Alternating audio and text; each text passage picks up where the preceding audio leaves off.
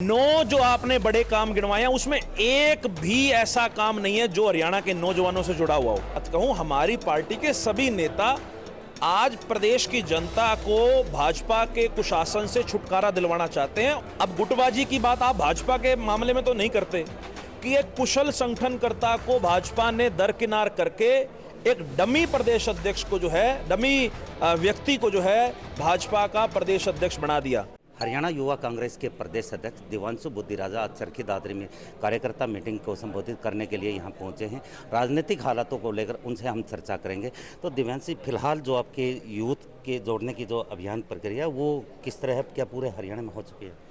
देखिए, हमने हरियाणा में 7 मुद्दों पर एक अभियान की शुरुआत करी है, युवा जोड़ो हरियाणा जोड़ो अभियान, जिसमें सबसे पहला मुद्दा सरकारी भर्तियों को लेके है। आज हरियाणा का नौजवान इस सरकार से इतना एक परेशान हो चुका है, लगातार सरकारी भर्तियों की एडवर्टीजमेंट निकलती है तो भर्तियां नहीं होती, भर्तियां होती हैं तो पेपर लीक हो जाते हैं, पेपर लीक नहीं हो तो वो कोर्ट में पेंडिंग लग जाती है। 2019 से आपके चैनल के माध्यम से मनोहर लाल खट्टर जी से एक सवाल पूछता हूं, 2019 से लेकर 2023 में आप बताओ कि ग्रुप सी और डी की एक भी भर्ती अगर सरकार ने पूरी करी हो तो पहला हमारा मुद्दा सरकारी भर्तियों को लेकर रहेगा। दूसरा हमारा मुद्दा अग्निवीर भर्ती योजना, जो सरकार ने सेना भर्ती के अंदर जो 4 साल की पॉलिसी लेके आई है, वो हमारा दूसरा मुद्दा रहेगा। तीसरा मुद्दा हमारा नशे को लेकर रहेगा। आज कहीं ना कहीं नशा जो है वो पंजाब के एडजॉइनिंग बॉर्डर से उठकर आज कोर हरियाणा, सेंटर हरियाणा में पहुंच चुका है, तो नशा हमारा तीसरा मुद्दा है। चौथा हमारा मुद्दा विदेश पलायन को लेकर रहेगा कि बेरोजगारी की वजह से आज हरियाणा का नौजवान हरियाणा के अंदर अपना भविष्य सुरक्षित नहीं समझ रहा, वो कहीं ना कहीं विदेश पलायन कर रहे हैं, तो वो हमारा चौथा मुद्दा रहेगा। पांचवा मुद्दा हमारा गिरता शिक्षा स्तर, जो स्कूलों और कॉलेजों में, यूनिवर्सिटीज़ के अंदर जो टीचर्स की अनअवेलेबिलिटी है, जो शिक्षा का स्तर दिन प्रतिदिन गिरता जा रहा है, पांचवा हमारा मुद्दा वो रहेगा। छठा हमारा मुद्दा जो खेलों के अंदर सरकार गलत नीति लेके आई है, छठा हमारा मुद्दा वो। और सातवां मुद्दा जो ओवरऑल बेरोजगारी, जो इस सरकार ने हरियाणा के अंदर बेरोजगारी को मणिपुर और नागालैंड जैसे प्रदेशों के बराबर लाके खड़ा कर दिया।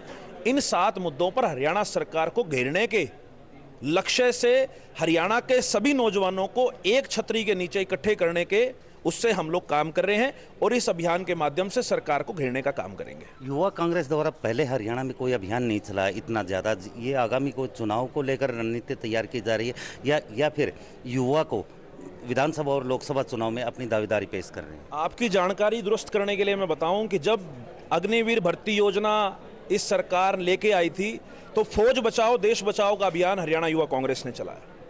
आपकी जानकारी दुरुस्त करने के लिए बताऊं कि जब स्कूली शिक्षा को 134A के माध्यम से सरकारी स्कूलों में खत्म करने का काम किया था, तो स्कूल बचाओ हरियाणा बचाओ ये अभियान हरियाणा युवा कांग्रेस ने शुरू किया था।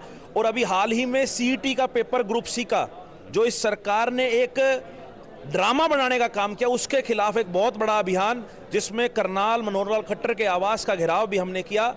और उसके अलावा प्रॉपर्टी परिवार पहचान पत्र जब सरकार लेके आई तो घंटी बजाओ सरकार जगाओ अभियान की भी शुरुआत हम लोगों ने करी थी। और आज हम लोग इन सभी मुद्दों पर एक अभियान, क्योंकि इन सभी मुद्दों पर प्रदेश के अलग अलग हिस्सों से आवाज उठी, लेकिन सरकार इन आवाज को, इन लोगों की जो चीखें हैं वो सरकार को शायद सुनाई नहीं दे रही।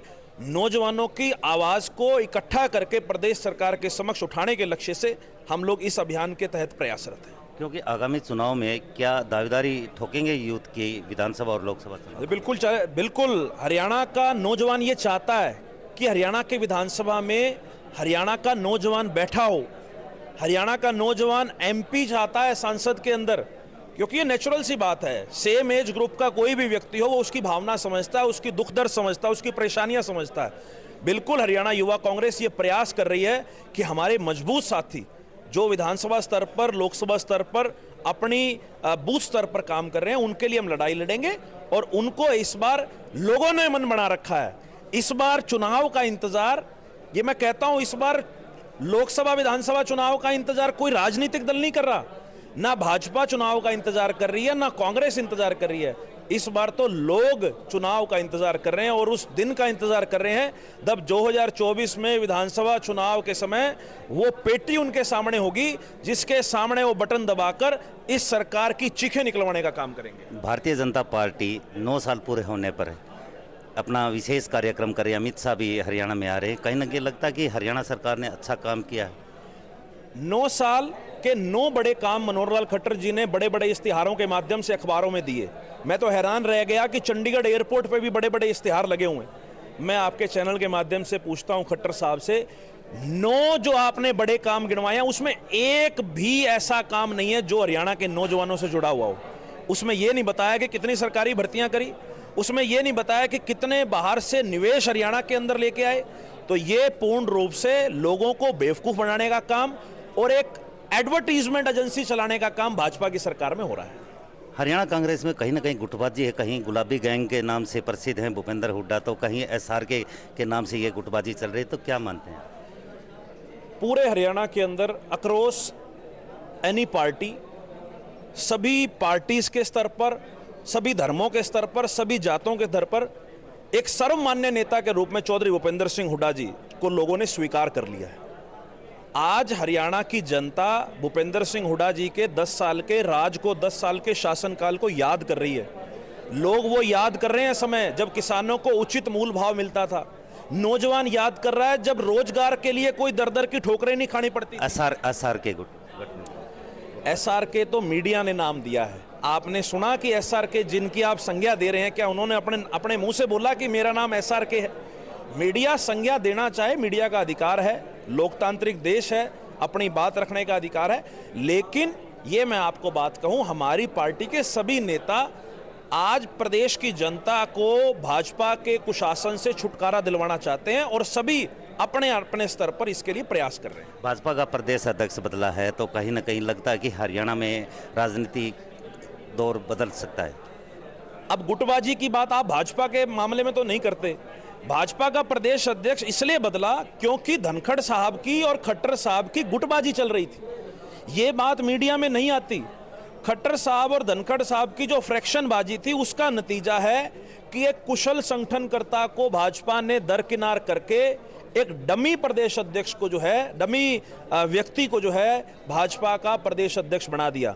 उनके आने से मैं तो उनको शुभकामनाएं देता हूं, लेकिन उनके आने से जो भाजपा कुएं में जा चुकी है, जिस भाजपा की राजनीतिक जमीन खिसक चुकी है, उनका कोई उद्धार होने वाला नहीं है। 2024 में भाजपा जा रही है और कांग्रेस हुड्डा साहब के नेतृत्व में आ रही है।